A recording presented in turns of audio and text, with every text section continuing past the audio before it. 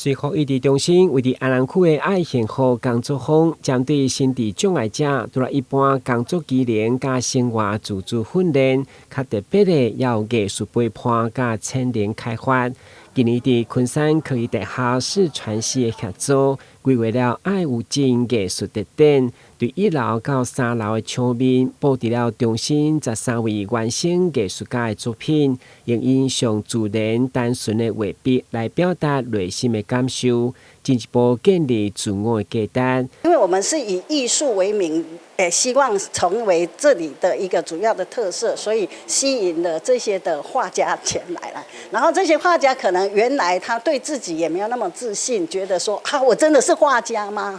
可是在這裡，因為有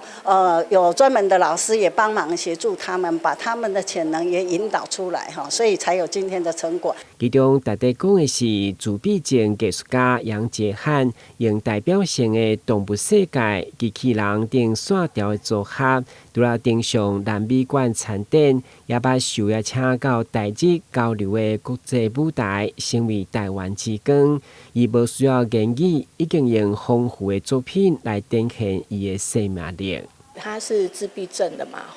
所以他可能有很多畫作都是來自於他的，比如說他的想象，或者是說他可能生活的過程裡面的一些，比如說媽媽也會給他一些很多的大量的繪本，或者是他可能看到的人事物，然後去衍生成他的畫作的商品。為了感謝所有愛心小廳的團體和個人，小橋在開幕大會嘛親自頒發感謝狀，希望讓更較多民眾看見心智障礙者的原生藝術，跨越障礙，進一步理解、尊重多元共贏的社會，觸發他心靈或是他能量的地方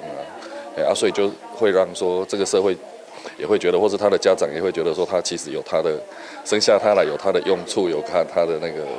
個可愛之處這樣子我覺得是社會一個祥和很大的動力隨後異地中心徛佇開發陪伴角度，讓這群藝術家上真上直接的表達。展覽期間，嘛要邀請民眾透過手作的體驗活動，實際感受原生藝術，支持心智障礙者會當佇社區持續發芽。台南新聞軍籍採訪報道。